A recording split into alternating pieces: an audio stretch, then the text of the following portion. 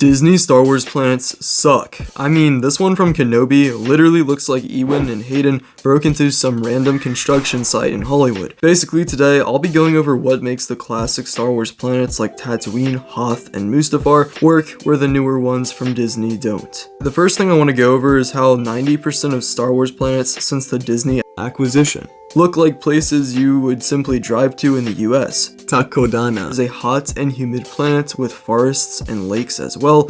Also, apparently chicken live there, which means chicken are now canon in Star Wars, and I'm not sure how I feel about that, but Dakwar, on the other hand, was a temperate planet from The Force Awakens and The Last Jedi, covered in plains and forest canopies. I always found it interesting how two of the planets in The Force Awakens we saw back to back in the second half of the movie were nearly identical. In fact, it's pretty easy to assume that the Resistance base is on Takodana, considering how similar they are, but then again, I guess you could say the same about Tatooine and Geonosis in Episode 2, which we'll talk about later. Also, Ahch-To from this same movie is exactly the same, except it's only temperate grasslands on some small islands instead of being temperate grassland the whole planet. It looks like an island you would just fly to on Earth, maybe somewhere like Iceland or around there. I mean, okay, that's exactly what it is. I mean, seriously, The Force Awakens has some of the most boring planets ever. 3 Earth planets, and 2 more planets that are nearly identical to ones we've seen before in Star Wars. For Rogue One and Andor, the 2 best creative works under Disney in my opinion, except maybe like, I don't know, Jedi Survivor, they do a much better job with planets, but I still think that there are some very boring ones in there, like Kenari, Aldhani, and Segra Milo. Yes, Aldhani did have the eye, which was pretty cool, but other than that, it was arguably a boring grassland world. This quote from Luke Hull is interesting considering all of the other tangible planets we've seen in recent years. We were intrigued with the idea that we could build a planet around the Scottish Highlands because so many of the Star Wars planets are desert or ice, so it was interesting to find a tangible landscape that could form a different version of a planet.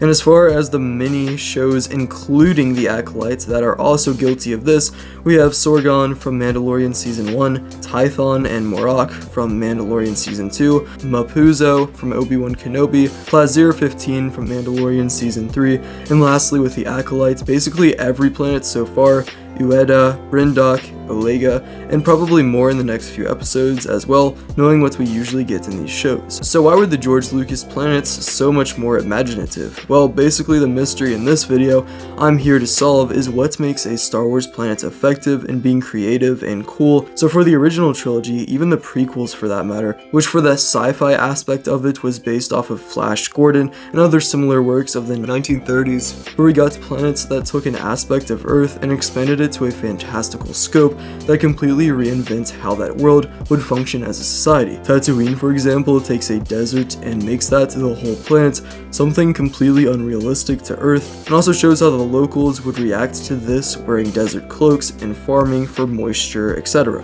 Hoth takes a frozen wasteland like Antarctica, makes that the whole world, and shows an extreme level of isolation due to this on the planet. Even Naboo takes somewhere extremely lush, fertile, and beautiful, basically a perfect environment for civilization on Earth, and makes that the whole planet also something unattainable to Earth.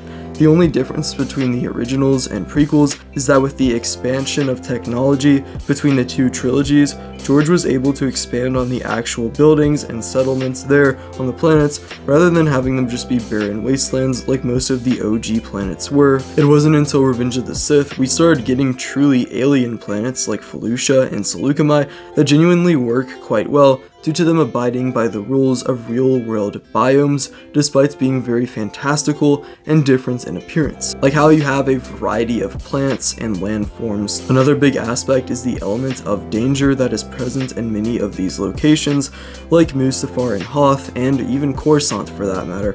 Mustafar is of course dangerously hot and is covered in lava, which will obviously kill you if you get too close. Hoth is dangerously cold and requires shelter as you can't stay out for extended periods of time.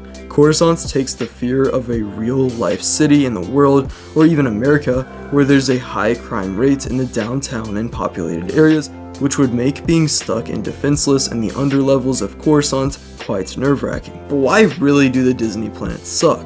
Well, many of the Disney planets lack much to them outside of basic ideas that you'd come up with in a boardroom after 30 seconds of thought. I wonder, how about a planet with trees and lakes that's similar to Earth and doesn't have a lot of big cities? Wow, good job JJ, that really sparked my imagination there, thanks. The problem with this is, what's the catch with Takodana? I mean, how does the environment affect the culture and the way of life there? There's pirates. Wow, that really doesn't do much. Now, how would we fix Takodana, so to speak, and add more to it? Well, this is quite difficult, I must admit, considering there is nothing remotely interesting going on there. Well, maybe due to the low urbanization nature of the planet, you would need to always travel with bodyguards or wear reflective armor to protect you from local indigenous hunters and criminals. Or maybe all of the settlements there, like Maz's castle, would have to be surrounded by massive walls to protect them from local tribes.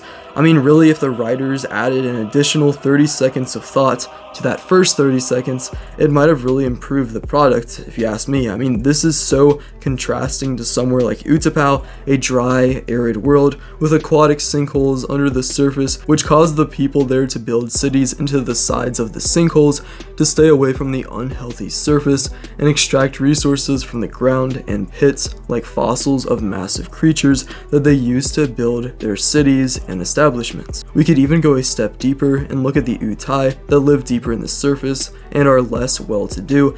They also are less sophisticated with their clothing and appearances as well, and they also probably have more primal homes as well compared to the Pauans that live above them to the surface and have dominated them in the culture of the planet. Also, there are places like Cetos from Ahsoka that is literally just Forest Planet, but the trees are red and the sky is kind of dark.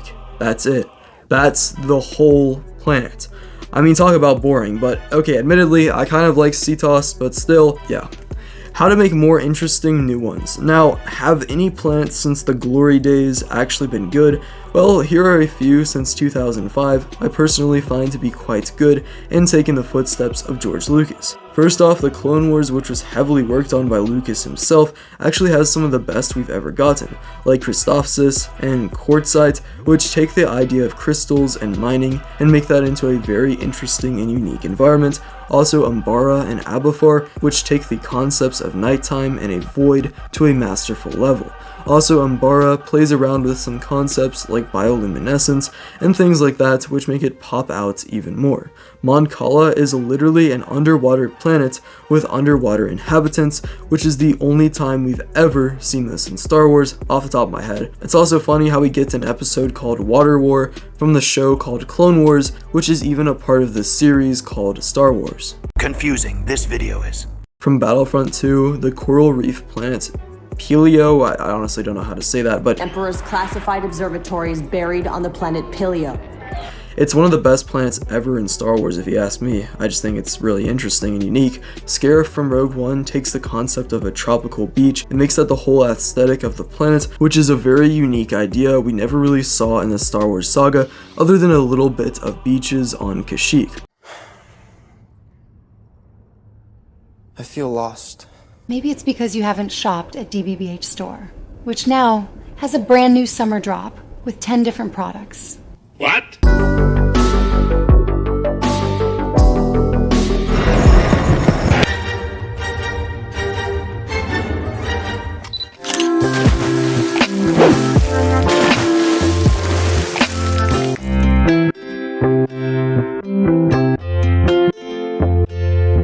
Use code VaderWasRight for 25% off all products. Also Krayt, which is a red planet with a salt surface and unique life forms as well.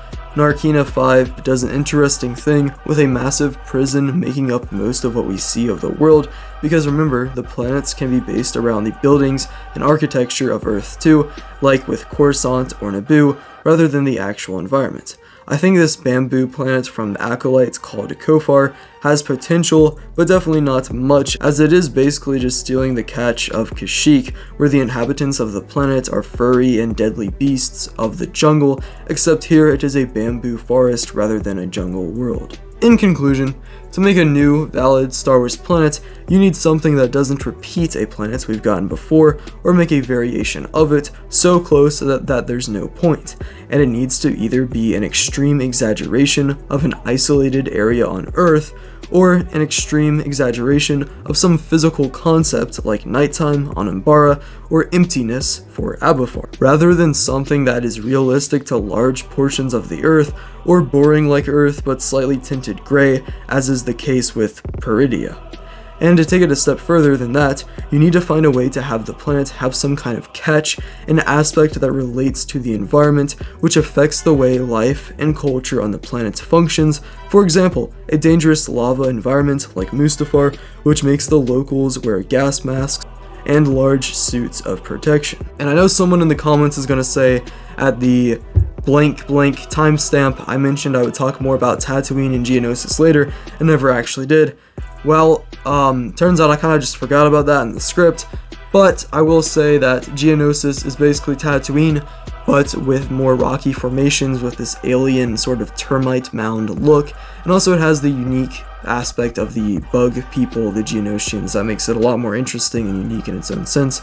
But yes, they are technically very similar, and you could say that's kind of like Pisana or Jakku, except for the fact that it's not at all and actually has unique stuff, so there you go. But anyway, that's it for this video. You can subscribe if you want to. Also consider checking out the merch drop that you saw earlier, at least look at some of the products, because I think there is some pretty cool stuff there. And you know you want to be rocking some of those hoodies with the I Love Filmmaking on it. It's pretty cool. I upload normal videos every Friday at 5 o'clock p.m. Eastern Standard Time. Also, I post shorts every single day. But yeah, see ya.